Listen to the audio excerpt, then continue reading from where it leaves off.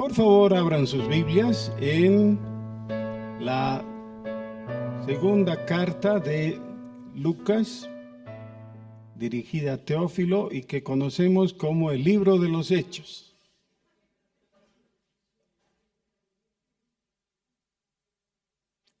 Capítulo 28.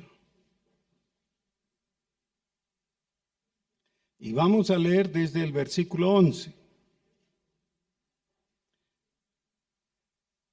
Pasados 3 meses, nos hicimos a la vela en una nave alejandrina que había invernado en la isla, la cual tenía por enseña a Cástor y Pólux. Y llegados a Siracusa, estuvimos allí 3 días.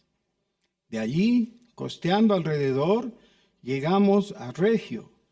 Y otro día después, soplando el viento sur, llegamos al segundo día a Puteoli, donde habiendo hallado hermanos, nos rogaron que nos quedásemos con ellos 7 días, y luego fuimos a Roma, de donde, oyendo de nosotros los hermanos, salieron a recibirnos hasta el foro de Apio y las 3 tabernas, y al verlos, Pablo dio gracias a Dios y cobró aliento.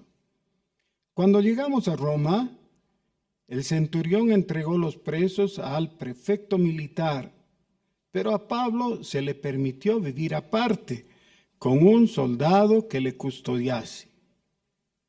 Aconteció que 3 días después, Pablo convocó a los principales de los judíos, a los cuales, luego que estuvieron reunidos, les dijo: Yo, varones hermanos, no habiendo hecho nada contra el pueblo, ni contra las costumbres de nuestros padres, he sido entregado preso desde Jerusalén en manos de los romanos, los cuales, habiéndome examinado, me querían soltar, por no haber en mí ninguna causa de muerte.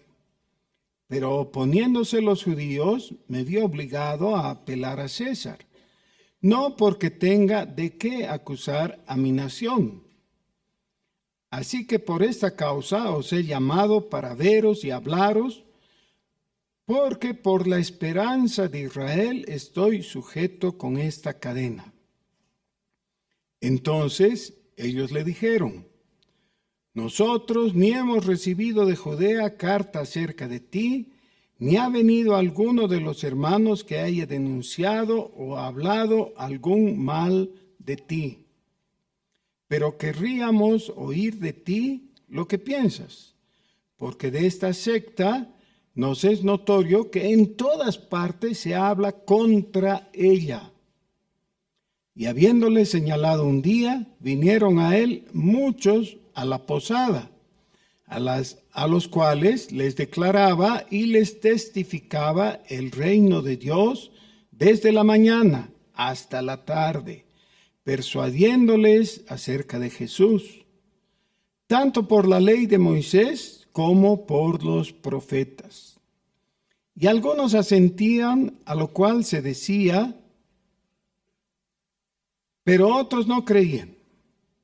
Y como no estuviesen de acuerdo entre sí, al retirarse, les dijo Pablo esta palabra: Bien habló el Espíritu Santo por medio del profeta Isaías a nuestros padres, diciendo: Ve a este pueblo y diles, de oído oiréis y no entenderéis, y viendo veréis y no percibiréis, porque el corazón de este pueblo se ha engrosado, y con los oídos oyeron pesadamente, y sus ojos han cerrado, para que no vean con los ojos, ni oigan con los oídos, y entiendan de corazón, y se conviertan, y yo los sane.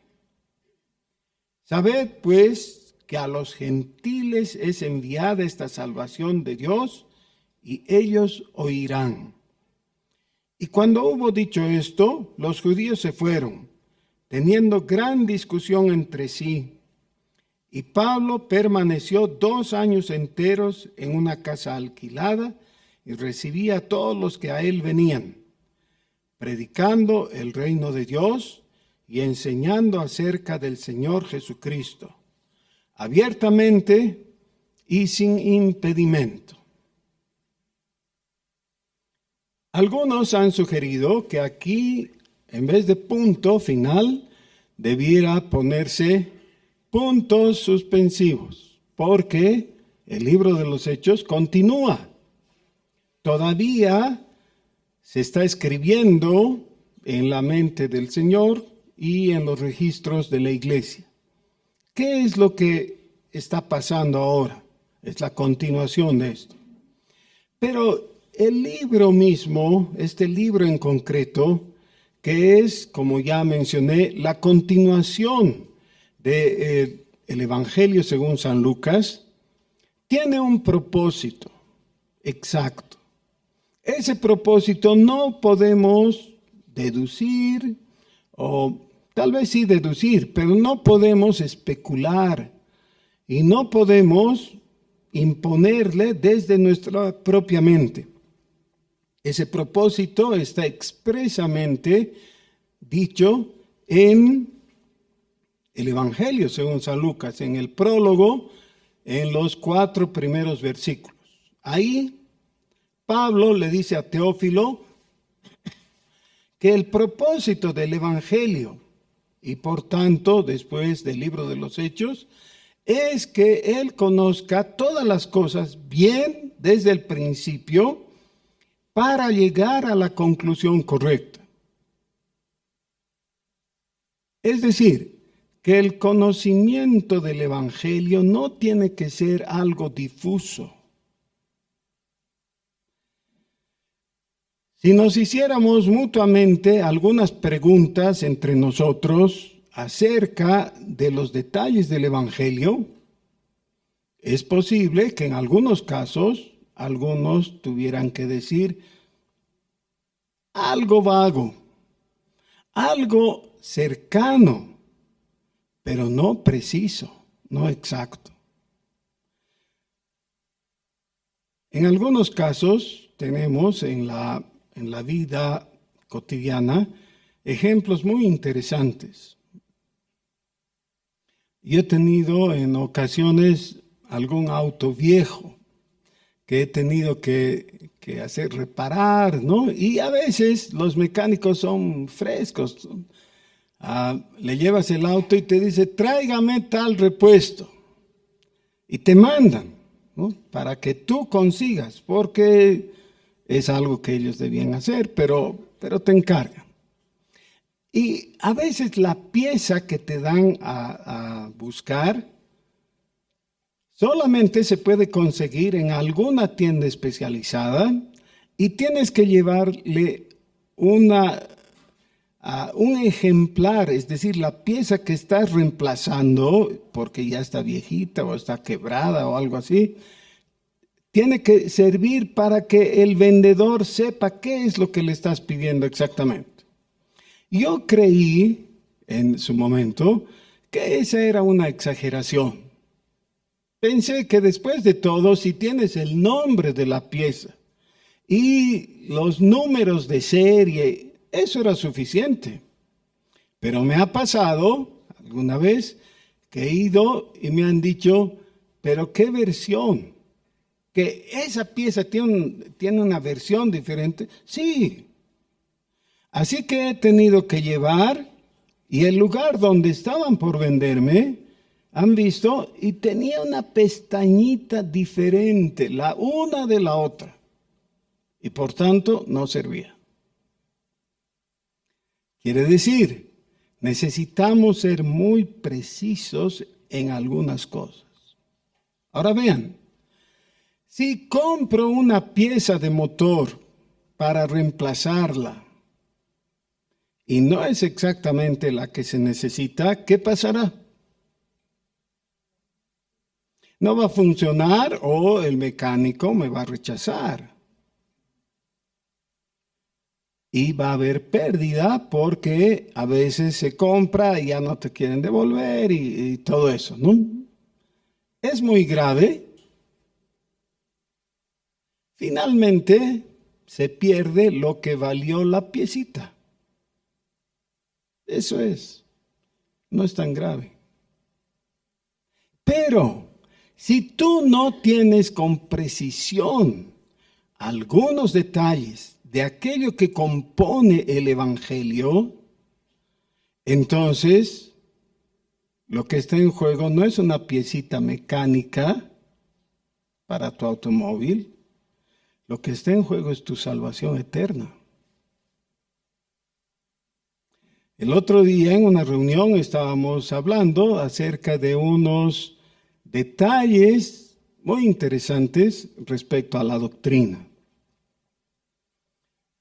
Resulta que si uno habla con un teólogo, no con un creyente común, sino con un teólogo católico romano, él aceptaría la versión de que la salvación es por gracia. Y entonces muchas veces un protestante se sorprende y dice, ¿qué? ¿Un católico opinando que la salvación es por gracia? Yo creí que los católicos decían que la salvación es por obras. Entonces tal vez alguien se ha equivocado profundamente. Bueno, resulta que oficialmente la Iglesia Católica enseña que la salvación es por gracia. La diferencia está en que ellos suelen referirse después de una coma a una explicación o una estipulación que dice que es gracia infusa. Entonces, si le preguntas, ¿ustedes creen que la salvación es por gracia? Dirán, sí, eso es lo que postulamos. Y ante nuestra sorpresa, perdemos todo argumento. Pero si luego requieres una explicación más profunda, te dicen, sí, es la gracia infusa. ¿Qué significa eso?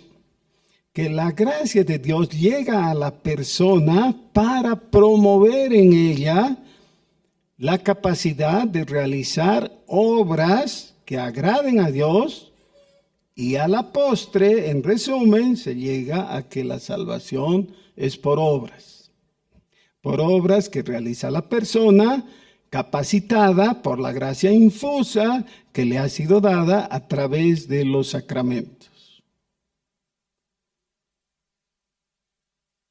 Esos parecerían detalles sin importancia, pero no son sin importancia, porque si uno toma en serio sus propias declaraciones, no le queda otra que reconocer que lo que están enseñando es que se necesita obras para la salvación.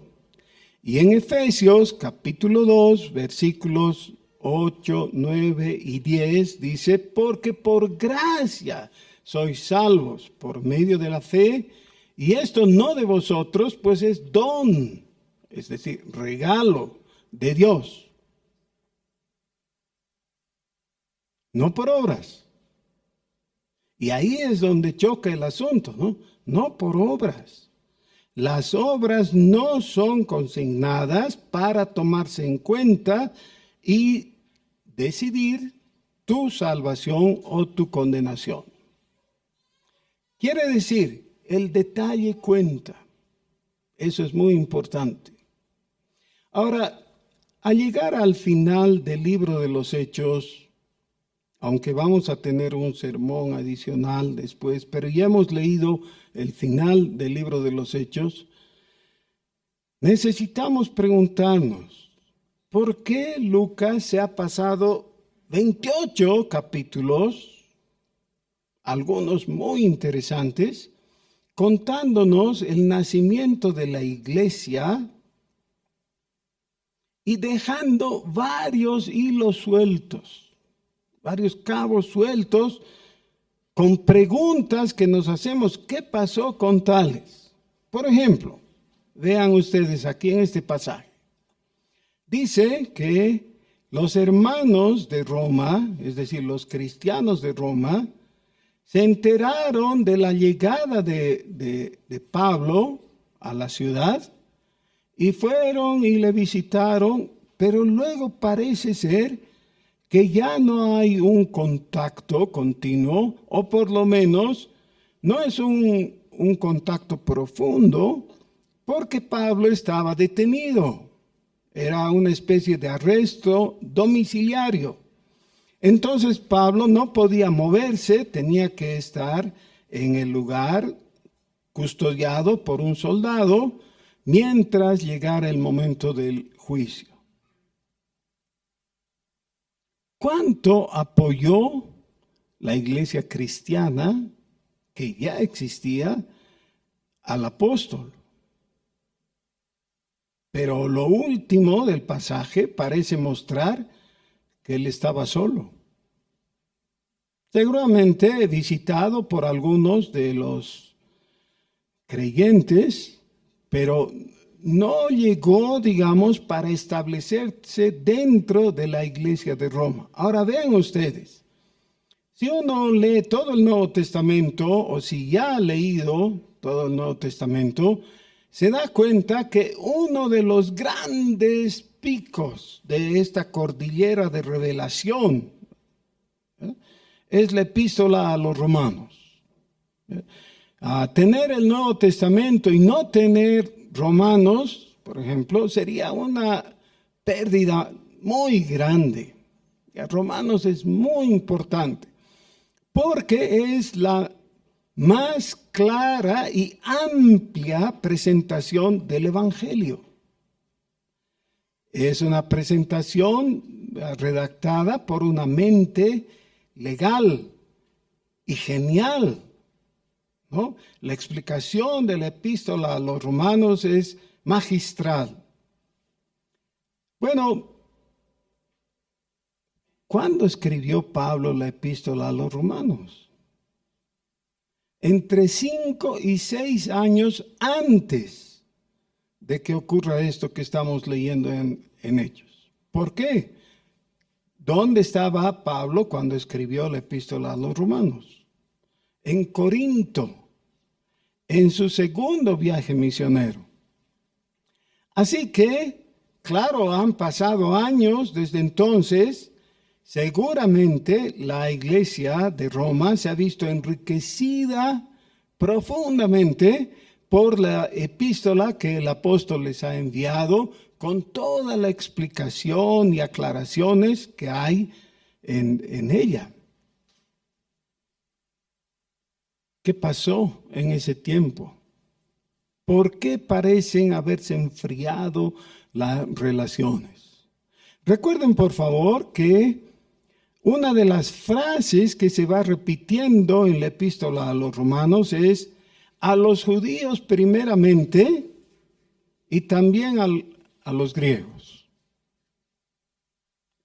Significa que claramente la composición étnica de la iglesia en Roma era con una gran cantidad de judíos cristianos y otra cantidad de gentiles, o sea, de romanos. Pero resulta que en ese tiempo los judíos fueron expulsados de varias capitales del imperio, entre ellas, por supuesto, la más importante, Roma.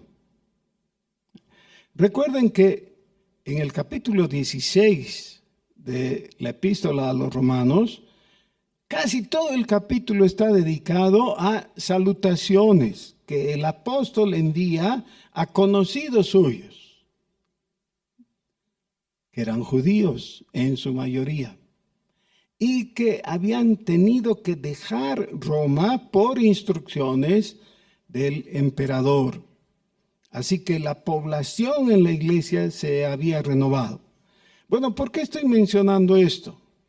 Porque necesitamos comprender bien cómo fue el génesis de la iglesia. Hay algunas personas que piensan que simplemente hubo una transición de Jerusalén a Roma y ahí nace la iglesia en Roma y posteriormente el papado.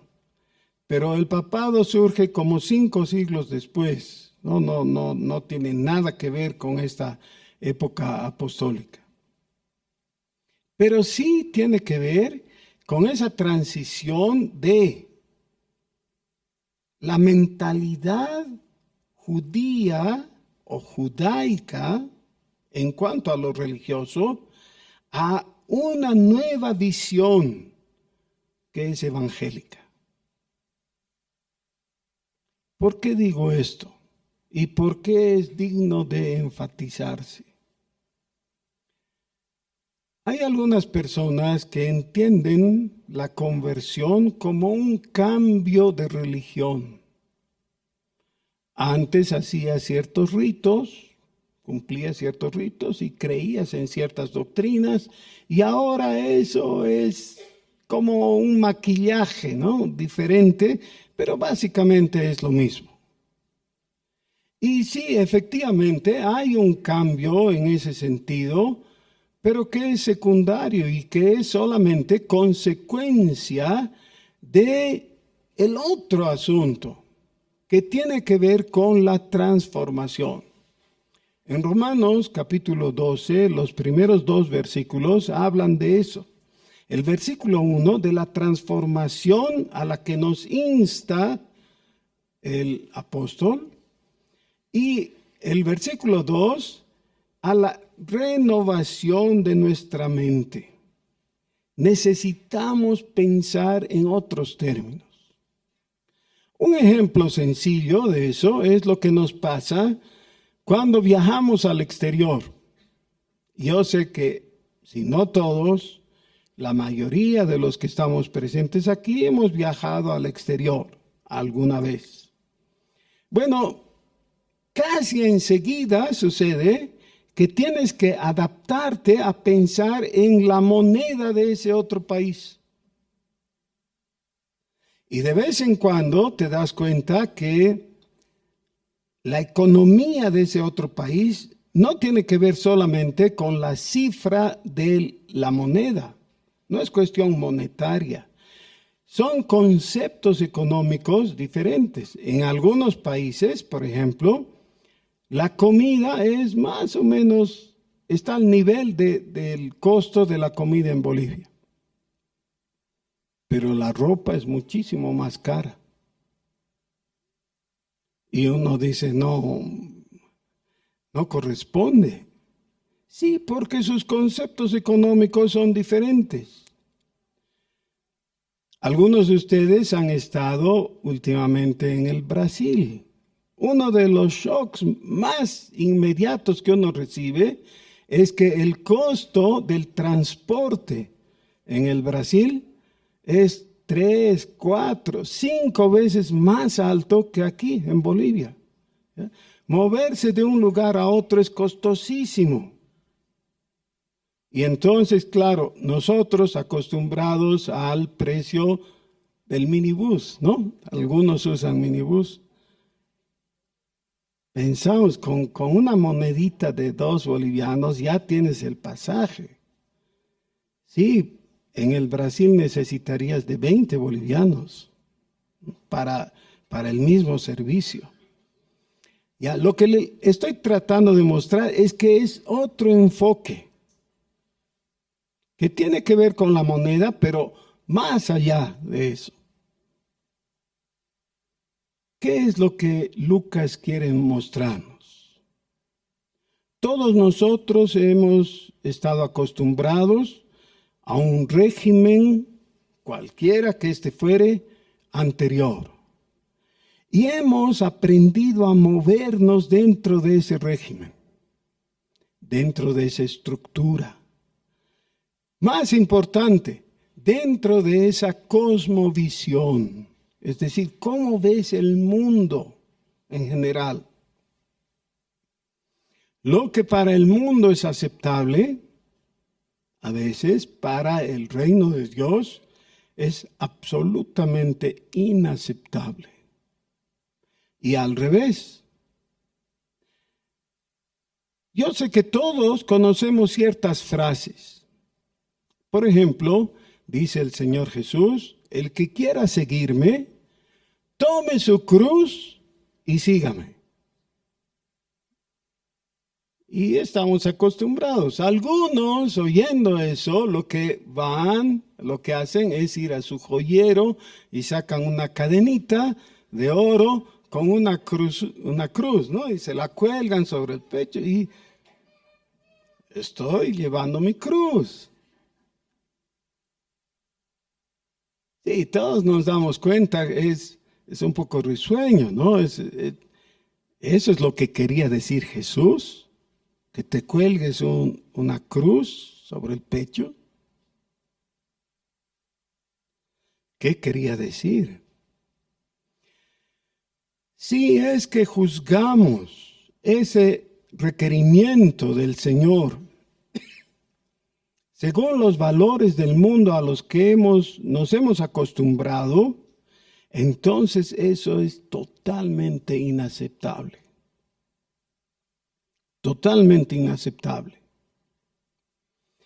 El Evangelio según San Juan, en el capítulo 6, nos relata, es un capítulo largo, ¿no? Tiene más de 60 versículos. Ahí el Señor Jesús le habla a la gente de varias cosas. Ahí en ese capítulo está el sermón o el discurso del pan de vida. En él Jesús dice, yo soy el pan de vida. ¿Ok? Y luego va desentrañando el significado del cristianismo. Al punto que llega el momento en que sus oyentes, que eran discípulos, todos ellos estaban siguiéndole al Señor por varios días, oyendo su enseñanza, exponiéndose voluntariamente a el ministerio del Señor Jesús, así que eran discípulos en alguna manera. Era una multitud de como 5,000 personas. Ellos son los que experimentan la alimentación de los 5,000, justamente. Llega un momento en que le escuchan y dicen o declaran, dura palabra es esta. Y se van. O sea, ya no podemos soportar tanta cosa. No podemos aceptar tus pretensiones. Y se van. El Señor ve a los que quedan con él y eran 12. Y un traidor, ustedes ya saben eso. Pero eran 12. Y entonces les hace una pregunta. ¿Ustedes se van también?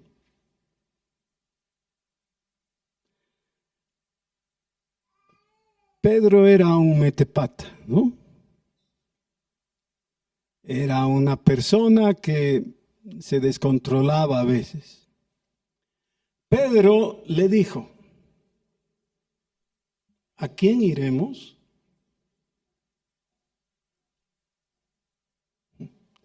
Si nos vamos de ti, ¿a quién? Solo tú tienes palabra de vida. Y nosotros hemos creído y conocemos que tú eres el Cristo. Esa declaración de fe hace de Pedro que uno olvide sus otras cosas, ¿no? Las metidas de pata, sus errores. Bueno, pero es la declaración que todos nosotros debíamos hacer. Nadie puede compararse a Jesús. Nadie tiene el poder, nadie tiene el amor por nosotros manifestado y demostrado. Solo Jesús.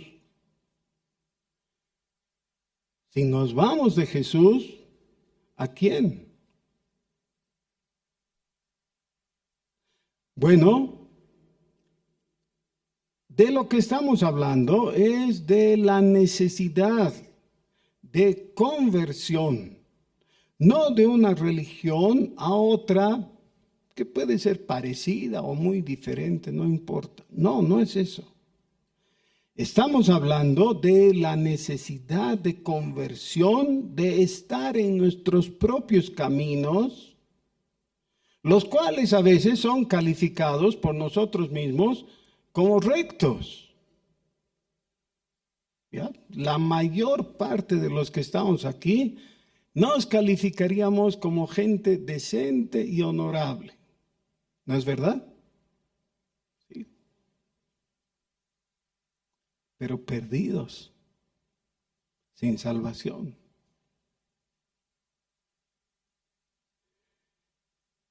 Conversión de nuestros propios caminos al camino de la vida, es decir, al camino de Jesús, de creer en Jesús, con todas las implicaciones que eso tiene, que nos da la Escritura.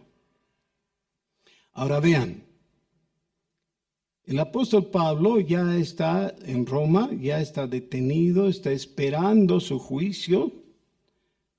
La iglesia de Roma, tal vez perseguida por los mismos judíos, todavía no se había declarado la persecución imperial, ¿ya? Todavía no hay eso. La persecución que sufrían los cristianos hasta esta época era de parte de los judíos simplemente, que eran muy poderosos e influyentes. Está ahí, casi solo, en una casa alquilada, e invitando a la gente que vaya y escuche esto que está dicho bien claramente aquí y que necesitamos tomar en serio. Versículo 23.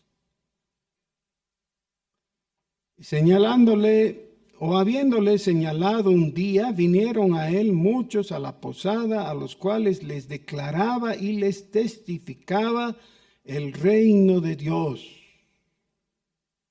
El reino de Dios. ¿Qué significa eso?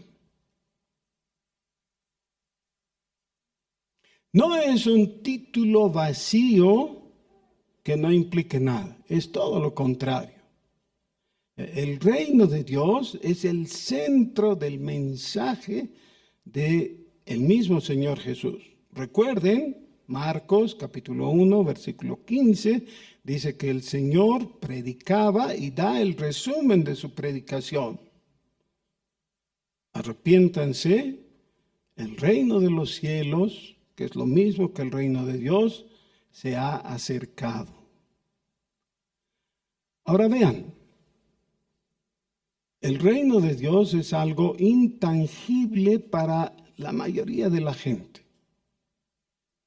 Todos nosotros vivimos dentro de un cierto régimen. De vez en cuando, por las situaciones que se ha vivido en nuestro país de tipo político, hay ciertas dudas de cuál es el régimen.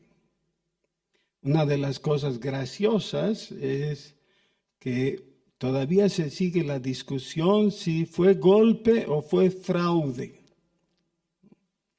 Y eso es de hace 2 años, ¿no? Yo recuerdo cuando era empleado bancario, hubo un golpe, el golpe de Natush. Natush rompió el orden constitucional porque había un presidente constitucional antes de él y la COP declaró paro general indefinido y gozaba de la simpatía de la población en general. Entonces, si la COP en ese tiempo, ¿no?, declaraba paro, el país se paraba. Eso es lo que ocurrió.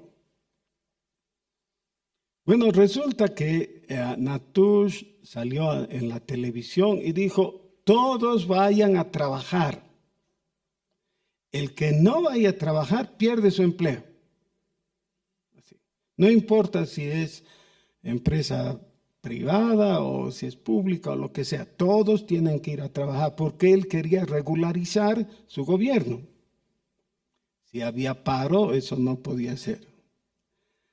Bueno, entonces la mayoría de la población no sabía qué hacer. Salir a la calle era un peligro porque habían baleaduras, ¿no? Ir a trabajar era un peligro, mejor quedarse en casa. Pero quedarse en casa significaba potencialmente perder el empleo. ¿Qué hacer? La pregunta es, ¿en qué régimen estamos realmente? ¿Quién gobierna?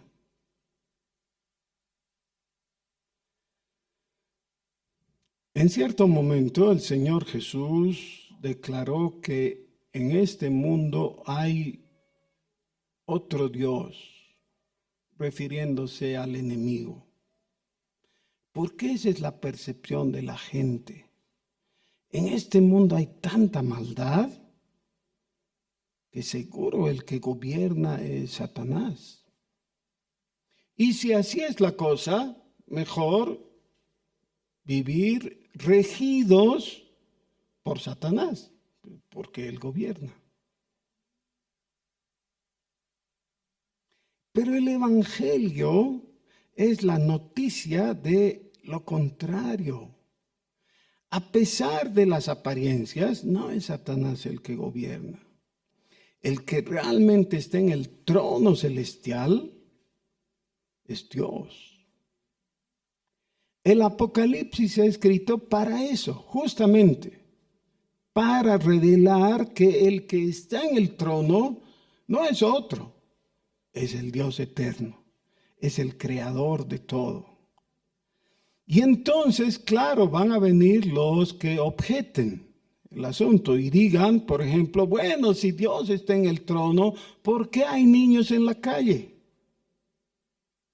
¿Por qué ocurren los desastres, no? Y ahora mismo entre Rusia y Ucrania y la guerra desastrosa y no todo lo que se suele decir.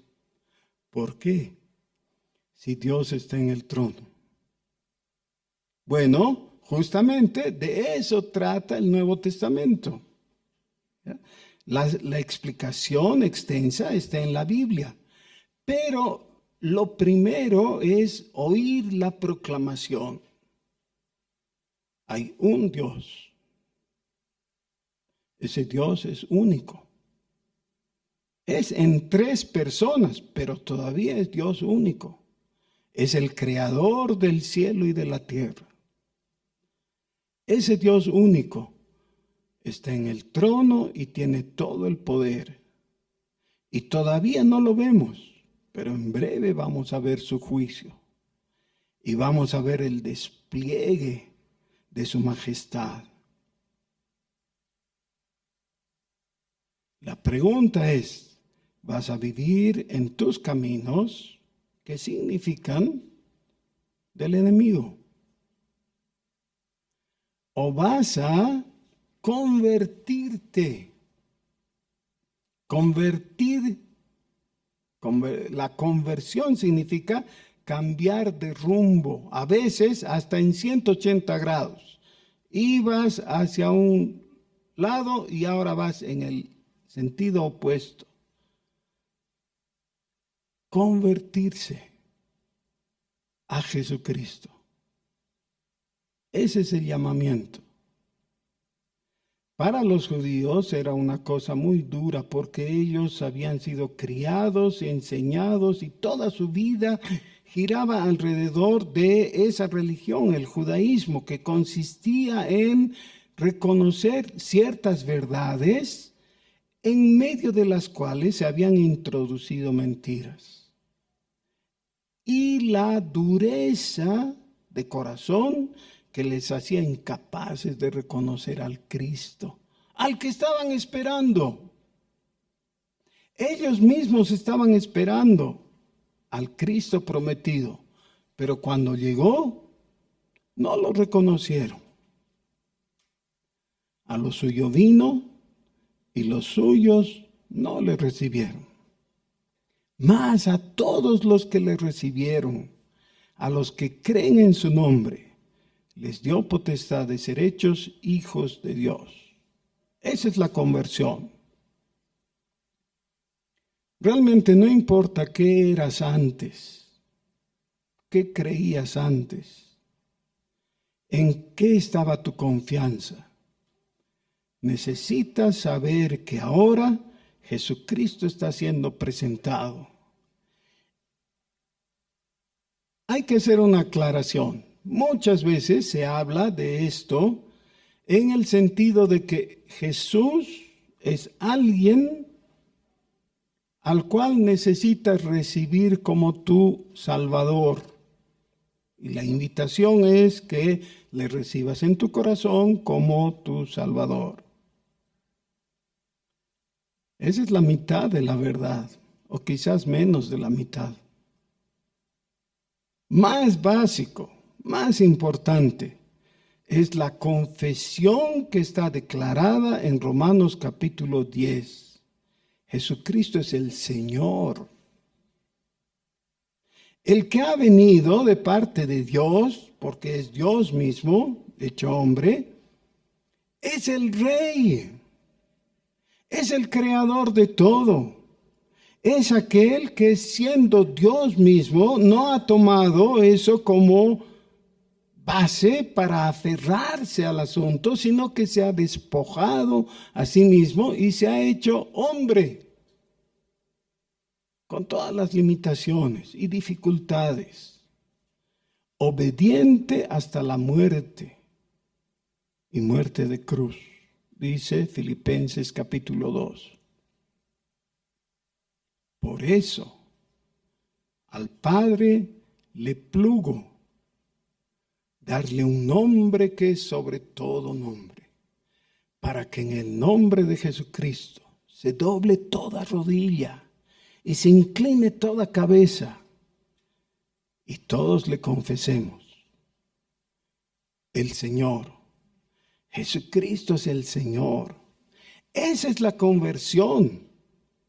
Otra vez, de tus caminos, de tu forma de ver la vida, de tu cosmovisión, de tu cultura, de todo lo que haya sido antiguo y que abandones eso y ahora mires a Jesucristo con fe y Él determine todo en tu vida. Es parte del relativismo de este mundo posmoderno que ya no hay moral. Es decir, que ya no hay la clasificación de lo bueno y lo malo. Que al final de cuentas, cada uno puede escoger y a veces desechar lo que los otros piensan. Pero si te conviertes a cristiano, tienes que ir con preguntas, no con respuestas. Y la pregunta significa ir ante Jesús y decirle, ¿qué es lo bueno y qué es lo malo? Y a veces eso va a significar que Él te responda como al joven rico, ¿se acuerdan? Que le dice, ¿qué lees en la ley?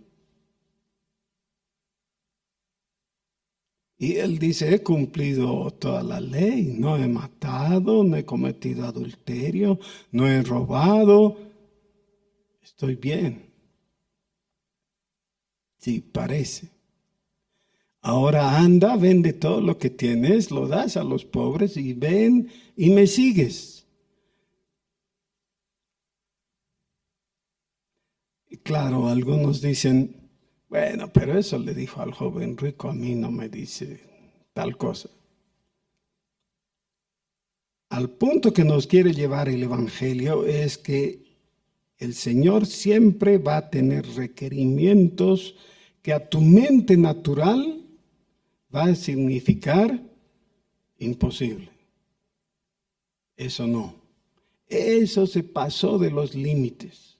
Y cuando tú dices que el requerimiento de Jesús se ha pasado de los límites de lo aceptable para ti, lo que estás diciendo es, Jesucristo no es el Señor.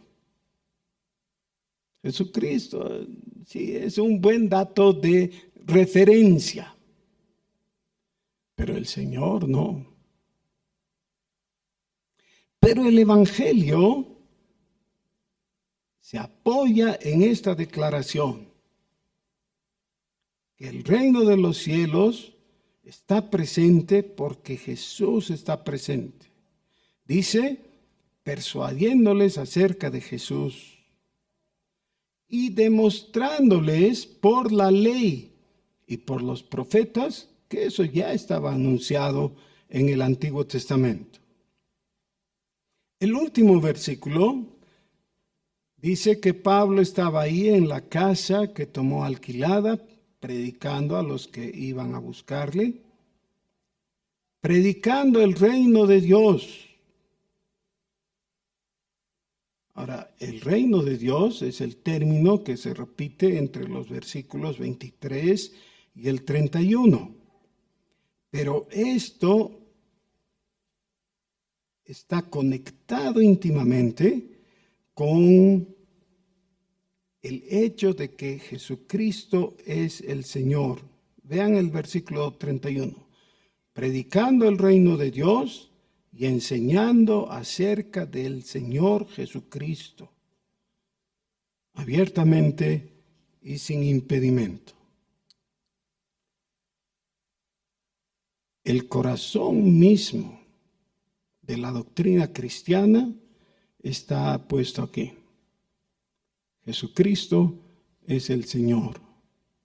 Por eso Él está en el trono, en lo más alto.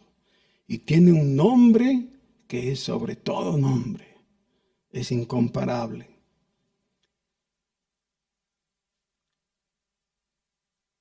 Recibir al Señor no es un acto externo o momentáneo y circunstancial. Recibir al Señor es la adhesión a la confesión de fe, que implica una posición ante la vida. Jesucristo es mi Señor, por eso de aquí en adelante voy a vivir en la fe de Jesús y voy a obedecer lo que Él me dice, porque es mi Señor. No hay vuelta, no hay requiebro, no hay negociación, es un absoluto. Y solo el que doblega su corazón delante de Jesús tiene salvación. Les invito a quedar en silencio un momento.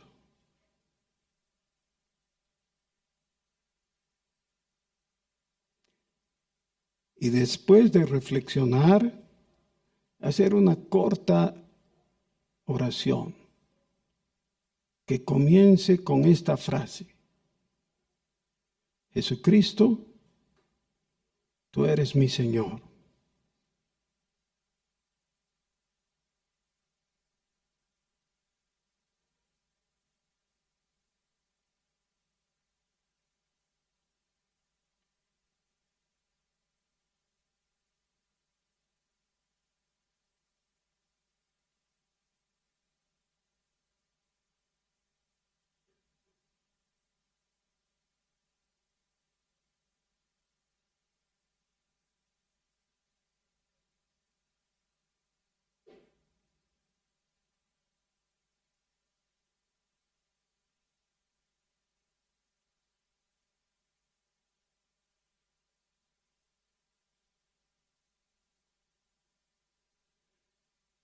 Señor Jesús, nos inclinamos ante ti y declaramos con convicción, tú eres el Cristo, tú eres el Señor, tú eres el Rey,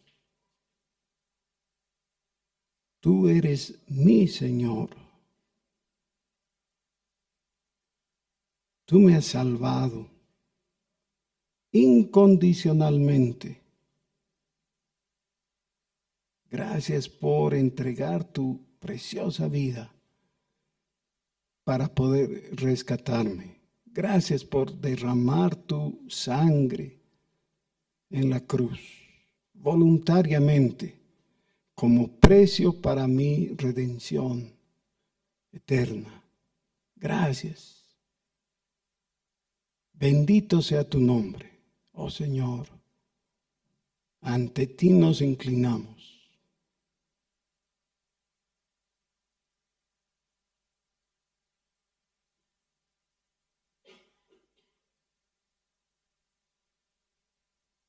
Jesucristo, tú eres mi Señor.